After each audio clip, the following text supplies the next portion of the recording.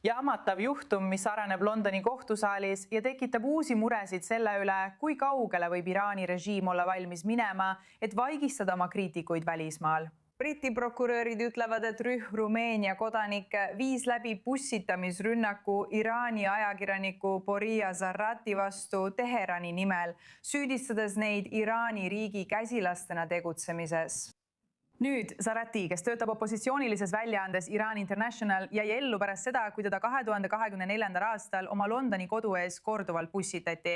Ja prokurörid ütlevad, et see oli hoolikalt planeeritud rünnak. See oli rahaliselt motiveeritud ja oli osa laiemast hirmutamismustrist, mis oli suunatud Iraani dissidentide vastu välismaal.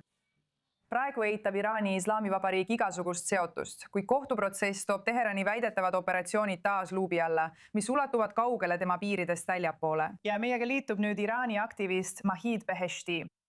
Teate, prokurörid kirjeldavad seda kui riigi poolt juhitud rünnakut, mis viidi läbi kuritegelike käsilaste kaudu.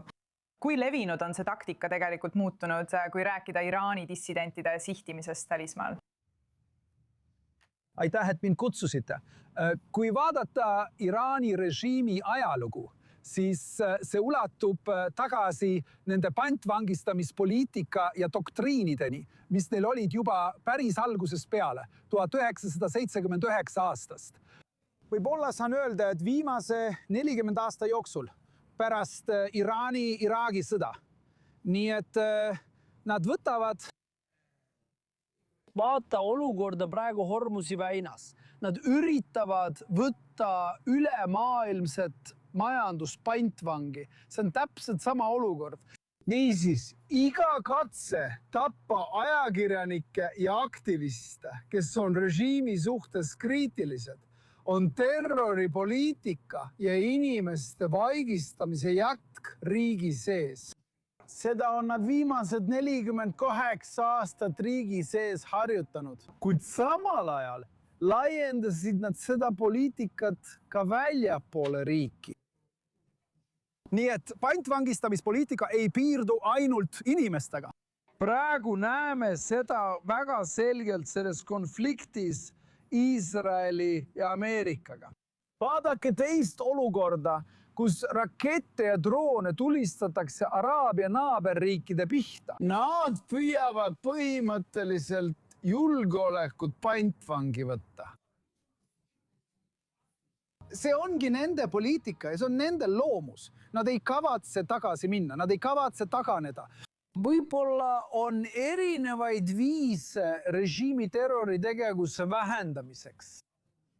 Aga meie vaatenurgast on ainult üks viis režiimi terroritegevuse neutraliseerimiseks.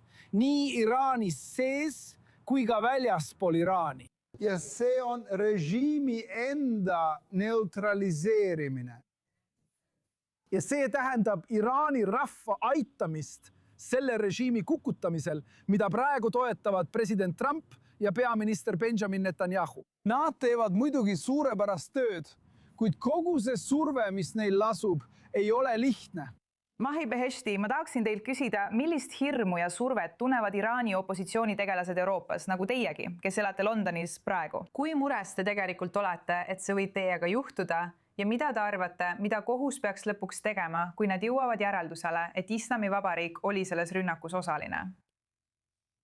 Ma arvan, et Islami-Vabariik on selles rünnakus 100% osaline, aga muidugi MI5 ei taha seda praegu avalikustada. Nad avaldasid vaid jäämäe tippu, kui nad avalikustasid selle 20 mõrvakatset. Nagu näete, mina ise, täna on möödunud umbes 3,5 aastat. Täna on möödunud 1181 päeva mina ja minu rahvas. Sõbrad, nad telgivad Londoni tänaval King's College Streetil FCTO ees, välisministeeriumi ees, et avaldada valitsusele survet kanda IRGC terroristlike organisatsioonide nimekirja. Meid on rünnatud vähemalt 5 korda. Iga 2 nädala tagant on mul kohtumised Londoni terrorismivastase üksusega ja siis saame värsket teavet ohu kohta, ohutaseme kohta. Praegu on ohutase Londonis väga kõrge. Juudi inimesed, juudi kogukond ei ole üldse turvalised. Iraani kogukond, kes on režiimi suhtes kriitilised, ei ole üldse turvalised. aga nagu ma ütlesin, võib-olla Ühendkuningriigi valitsus, Euroopa valitsused, nad teevad nii palju erinevaid asju, mis ei ole üldse tõhusad. Ja seda on tõestatud viimase 48 aasta jooksul. Lepituspoliitika ei toimi selle kurja barbaarse režiimiga. On ainult üks viis režiimi tegevuse neutraliseerimiseks. Ja see on režiimi enda neutraliseerimine. Ja see tähendab Iisraeli ja Ameerika aitamist selles konfliktis, mis minu arvates on õige tee, kuid saab olema raske.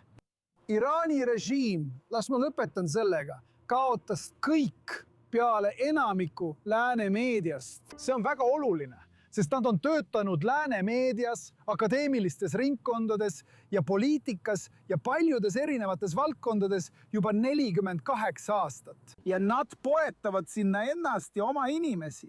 Nii et loomulikult ei saa see olema lihtne, aga ma arvan, et me oleme õigel teel. Hästi, Vahe, ma tahaksin sind väga tänada, et sa nagu ikka Suurbritanniast meiega liitusid.